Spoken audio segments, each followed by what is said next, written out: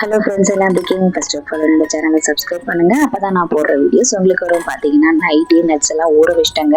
என்னென்ன நட்ஸ் போட்டிருக்கேன்னு பாருங்க.